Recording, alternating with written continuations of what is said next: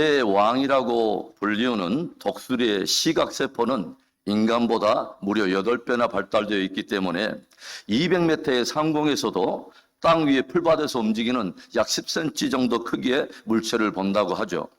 그래서 독수리는 일단 눈에 한번 포착한 그런 먹이는 결코 놓치는 법이 없다고 합니다. 그래서 독수리는 목표를 향해 날아가는 집중력의 영역에서는 새 중에서 가히 최고라고 말할 수 있을 것입니다.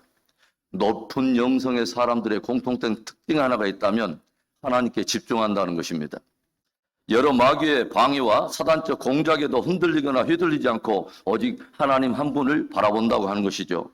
원수를 주목하고 원수를 상대하는 것이 문제 해결의 핵심이 아니라 하나님을 주목하고 하나님과의 관계를 회복하는 것이 모든 문제 해결의 참 열쇠라고 하는 것을 알고 있다고 하는 것입니다.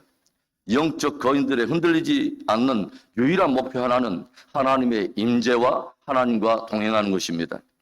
오늘 시편 25편은 환난 중에서 다윗이 하나님 앞에 드리는 기도예요. 오늘 다윗이 환난 속에서도 먼저 하나님께 고백하고 있는 첫 마디가 무엇입니까? 1절에 여호와여 나의 영혼이 주를 우러러보나이다. 이 원어적인 번역은 여호와여 내가 당신을 향하여 내 영혼을 높이 들어올리나이다 이런 뜻입니다. 환난 중에서 내가 낙심하거나 주저하거나 그렇게 주저앉아서 널브러져 버리는 것이 아니라 내가 힘을 다하여 나는 당신을 주목하며 바라보며 또 바라보나이다 라고 고백하는 것입니다. 그렇다면 환난 중에서도 하나님을 바라보며 다윗이 주께 드리는 기도가 무엇입니까? 첫째로는 여호와여 주의 도와 주의 진리로 나를 가르치소서라고 기도하고 있어요. 4절과 5절의 말씀을 봅니다. 여호와여 주의 도를 내게 보이시고 주의 길을 내게 가르치소서. 주의 진리로 나를 지도하시고 교훈하소서. 주는 내 구원의 하나님이시니 내가 종일 주를 기다리나이다. 사람들은 보통 환난이 찾아오고 고난이 찾아오면 하나님을 향해서 쓴뿌리가 나고 마음이 강팍해져요. 그리고 원망과 불평을 쏟아내기가 일쑤입니다. 그런데 다윗은 환난 가운데서 무엇을 구합니까? 보여주시라는 거예요. 가르쳐달라는 거예요. 지도해달라는 거예요. 나를 교훈하소서라고 기도하는 것입니다. 무엇이 잘못되었는지, 그리고 이 환난과 고난 안에 담겨있는 주님의 뜻은 무엇인지, 그리고 내가 어떻게 해야 이 환난을 벗어날 수 있는지, 그리고 이 환난을 통해서 주님이 나를 이끌고자 하는 마지막 고울은 무엇인지 나를 가르쳐달라는 거예요. 주의 진리를 말씀을 통해서 나를 교훈해달라고 하는 것입니다. 영성의 사람인 다윗은 환난 중에서 환난을 집중하는 것이 아니라 주님을 주목하고 있다고 하는 거죠. 9절의 말씀에 온유한 자를 정의로 지도하시며 온유한 자에게 그의 도를 가르치시리로다. 다윗은 하나님께서 그저 막연하게 환난을 허락하시는 것이 아니라 온유한 자를 지도하시고 온유한 자에게 그의 도를 가르치시고자 하는 의도가 있다고 하는 것을 다윗은 바라보고 있다고 하는 거죠. 여기서 말하는 온유함에 대해서 제가 여러분에게 며칠 전에 여러분의 그 의미를 가르쳐 드린 적이 있어요. 프라우스라고 하는 이 단어, 거칠게 날뛰는 말이 훈련되어서 주인이 쓰기에 가장 합당하게 준비된 상태를 온유함이라고 말하는 거죠. 그러니까 다윗은 하나님께서 이 환난을 통해서 나를 연단하고 빚어내서 마침내 주님 쓰시기에 가장 적합한 상태로 나를 빚고자 하는 선한 섭리가 있다고 하는 것을 바라보고 있다고 하는 거예요. 그래서 불평이나 원망이 아니라 하나님이여 이 환난을 통해서 나를 가르치시고 지도해 주소서라고 기도하고 있다고 하는 거예요. 14절의 말씀, 너무도 보배로운 말씀이죠. 여호와의 친밀하심이 그를 경외하는 자들에게 있으며 그의 언약을 그들에게 보이시리로다. 다윗은 지금 환난 속에서도 자기와 친밀한 가운데 거하시는 하나님에 대해서는 한치 흔들림에 어떤 의심이 없습니다. 여호와의 친밀하심이 그를 경외하는 자들에게 있으며, 그러니까 하나님을 경외하는 자들에게도 역시 환난은 올 수 있지만 그렇다고 해서 우리와 가까이 계시는 그분의 친밀하심이 흔들리는 법은 없다는 것입니다. 오히려 환난을 통해서 훨씬 더 우리와 가까이 하시며 마침내 환난은 그분의 언약이 확실하다는 것을 보여주시는 그분의 기회가 된다고 하는 것입니다. 환난과 어려움이 찾아올 때도 자기를 향한 하나님과의 친밀함, 그리고 선한 섭리를 굳게 믿고 있는 이 다윗이야말로 하나님의 마음에 합한 사람이 아니겠습니까? 그 다윗은 환난 속에서도 하나님 앞에 이렇게 기도하는 것입니다. 주의 도와 주의 진리로 나를 가르치소서. 환난 중에서 하나님을 주목하며 다윗이 드리는 두 번째 기도, 주의 선하심과 인자하심으로 나의 죄를 사하소서. 7절의 말씀, 여호와여 내 젊은 시절의 죄와 허물을 기억하지 마시고 주의 인자하심을 따라 주께서 나를 기억하시되 주의 선하심으로 하옵소서. 오늘 다윗은 환난 중에서 오히려 쓴뿌리가 나서 하나님을 피하거나 하나님을 멀리하는 것이 아니라 오히려 하나님 앞에서 나를 살피고 나의 죄와 허물을 용서해 줄 것을 구하고 있어요. 환난이 하나님의 선한 섭리 속에서 허락된 연단일 수도 있지만 그 근원이 나의 죄와 허물에서도 오는 것일 수 있기 때문에 먼저 하나님 앞에 나를 살피고 죄와 허물에 대해서 사함을 강구하고 있는 것입니다. 죄와 허물을 사하는 것은 그 사함의 근거가 우리의 노력 때문이나 우리의 의로움 때문에 주께서 탕감해 주시는 것이 아니라 죄 사함의 근거는 오직 은혜와 긍휼, 그분의 인자와 선하심이라고 하는 그분의 성품에서 기인된다고 하는 것을 다윗은 알고 있어요.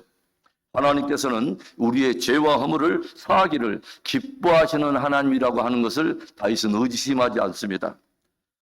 성경에서도 주님이 무엇을 말씀하십니까? 이사야서 43장 25절에 나 곧 나는 나를 위하여 내 허물을 도말하는 자니 내 죄를 기억하지 아니하리라. 하나님께서는 나는 너를 위해서가 아니라 나는 나를 위하여 너의 허물을 도말하는 자라고 말씀하세요. 그러니까 하나님께서 우리의 죄와 허물을 도말하시고 용서하는 것은 당신의 성품을 인하여 주님은 우리의 죄와 허물을 용서하기를 기뻐하신다고 하는 거예요. 그래서 다윗은 하나님의 인자와 긍휼의 품성을 확신하고 그것을 신뢰하면서 자기의 허물과 죄를 사해 주실 것을 호소하고 있다고 하는 거죠. 요한일서 1장 9절에도 우리들이 너무도 잘 알고 있는 말씀이 있죠. 만일 우리가 우리 죄를 자백하면 그는 미쁘시고 의로우사 우리 죄를 사하시며 우리를 모든 불의에서 깨끗하게 하실 것이요. 저는 다윗이 우리에게 보여주는 깊은 영성이 저는 이것이라고 생각해요. 그 환난이 하나님의 섭리 속에 있는 연단적 환난이든 우리의 죄와 허물 때문에 오는 징계적 환난이든 상관없이 하나님과 직면하여 해결한다는 것입니다. 환난이 왔다고 해서 하나님의 성품에 대한 신뢰가 흔들리거나 하나님에서 멀어지는 것이 아니라고 하는 거죠. 그래서 다윗은 환난 중에서도 하나님께 기도하는 것입니다. 주의 선하심과 인자하심으로 인하여 나의 죄를 사하소서. 환난 중에서도 하나님을 주목하며 다윗이 드리는 마지막 세 번째 기도, 환난에서 건지시고 마침내 승리하게 하소서라고 구하고 있습니다. 2절에 나의 하나님이여 내가 주께 의지하여 싸우니 나를 부끄럽지 않게 하시고 나의 원수들이 나를 이겨 개가를 부르지 못하게 하소서. 다윗은 환난 가운데도 굳게 하나님을 의지하고 있어요. 우리들이 이미 앞에서도 보았지만 다윗은 환난 속에서도 하나님과의 친밀한 가운데 거하고 있고 환난 속에서도 그분의 선하심과 인자하심에 대한 신뢰는 한치 흔들림이 없습니다.